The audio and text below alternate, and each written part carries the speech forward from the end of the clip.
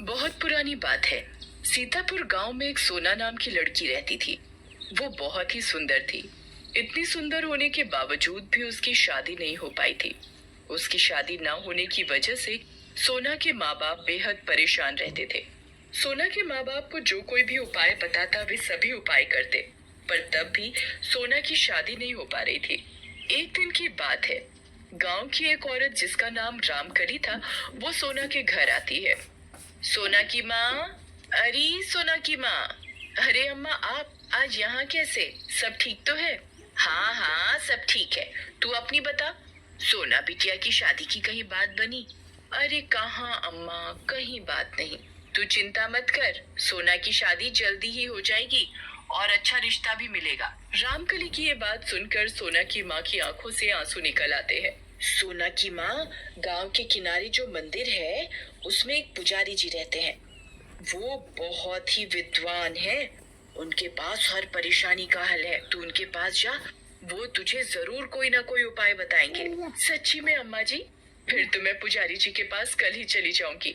और अगली सुबह सोना की माँ गांव के किनारे वाले मंदिर पहुंच जाती है और मंदिर के पुजारी जी से मिलती है। सोना की माँ पुजारी जी को बताती है कि सोना की शादी नहीं हो पा रही है और कहती है, पुजारी जी कोई उपाय बताओ। सोना की कुंडली में मांगलिक दोष है, जिसके कारण सोना की शादी में रुकावट आ रही है। दोष? कैसा दोष?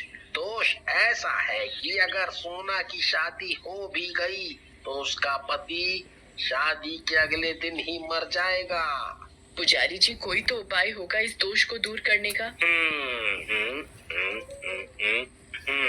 उपाय तो है।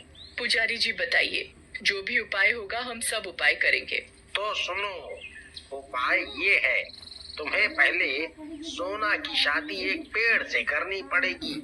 जो उसकी शादी होने में रुकावट आ रही है वो दूर हो जाएगी। और अगले दिन सोना की माँ पिताजी जंगल में एक पेड़ की तलाश में जाते हैं जिससे कि वो सोना की शादी कर सके।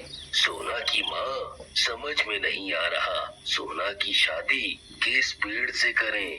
देखो ये पेड़ कितना बड़ा है, सोना की शादी इसी पेड़ से कर देते हैं। सोना के पिताजी पेड़ देखकर, हाँ, ये पेड़ ठीक है, इसी से सोना की शादी कर देते हैं। कल ही सोना की शादी इसी पेड़ से आकर कर देंगे। और अगले दिन सोना के माँ पिताजी सोना को दुल्हन की तरह तैयार करके पेड़ के पास ले जाते हैं। जिस पेड़ से सोना की शादी होने वाली थी, उस पेड़ पर एक भूत का निवास था। सोना और सोना के माँ पिताजी इस बात से अनजान थे कि इस पेड़ पर एक भूत रहता है। अरे वाह, कितनी सुंदर दुल्हन है, मैं तो इसी से शादी करूंगा। सोना जिस पेड़ के साथ फेरे ले रही होती है तो भूत भी सोना के साथ साथ फेरे ले रहा होता है। तभी सोना को महसूस होता है कि कोई उसके साथ साथ फेरे ले रहा है। सोना बार बार पीछे मुड़कर देखती है पर कोई नहीं होता। फिर सोना को लगता है जैसे कोई उसकी मांग भर रहा है। सोना की मांग भूत भर रहा होता है और इस तरह सोना की शादी पेड़ से नहीं बल्कि एक भूत से हो जाती है। जो शादी की रस्म एक पति निभाता है वो रस्में सोना के साथ साथ भूत निभाता है।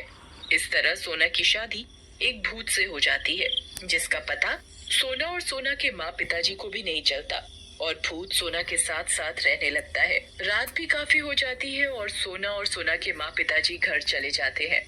घर पहुंचकर अब मैं ये शादी का जोड़ा और ये मंगलसूत्र उतार देती हूँ। सोना शादी का जोड़ा और मंगलसूत्र उतार कर रख देती है।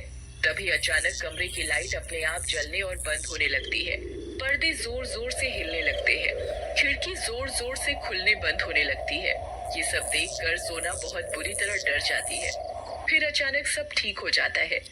ये सब सोना का पति भूत कर रहा होता है। रात भी बहुत हो चुकी है और थकावट भी बहुत हो गई है और सोना सो जाती है। तभी आधी रात को 12 बजे सोना पानी पीने के लिए उठती है। वो देखती है कोई उसके पास सोया हुआ है। सोना बहुत बुरी तरह चीखती है, भूत भूत। क्या हुआ सोना? देखो ना माँ, वहाँ भूत है। कहाँ है भूत? यहाँ तो कोई नहीं है। सोना बेटा, आज तुम बहुत थक गई हो, तुम्हें आज आराम भी नहीं मिला है। थोड़ा आराम कर लो, ठीक हो जाओगी। और अगली सुबह सोना सोकर उठती है तो देखती है उसके गले में मंगलसूत्र डला हुआ है, उसके हाथों में लाल चूड़ियां और मांग में सिंदूर डला हुआ है।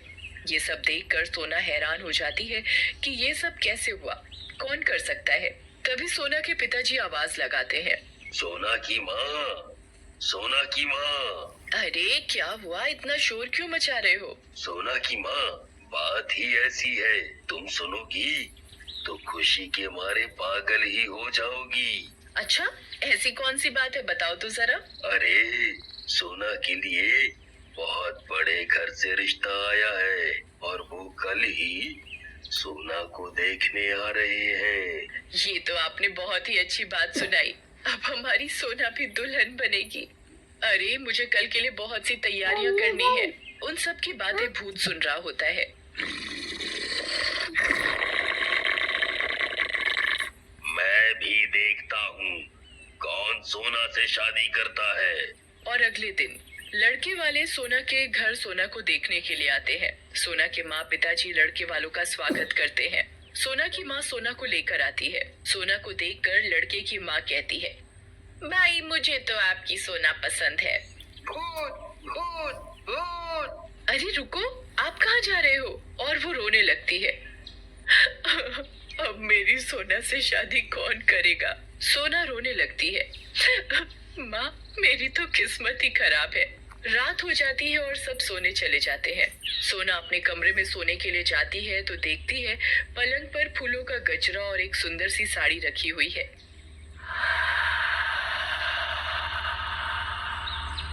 अरे ये सब किसने रखा? तभी भूत वो गजरा सोना के बालों में लगाता है। ये देखकर सोना डर जाती है। कौन है, कौन है? चिल्लाने लगती है। तभी भूत सोना के सामने आता है।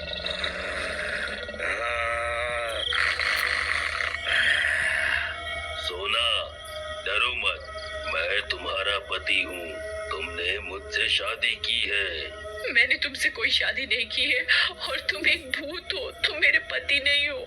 भूत सोना को पेड़ से शादी करने की सारी बात बताता है।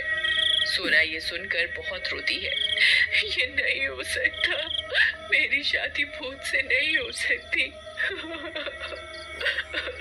और अगले दिन सोना अपनी माँ को भूत से शादी की सारी बात बताता है, पर सोना की माँ सोना की बातों पर विश्वास नहीं करती। सोना, ये सब तेरा वहम है, ऐसा कुछ नहीं है। तेरी शादी नहीं हो पा रही है ना, इसीलिए तुझे वहम लग रहा है।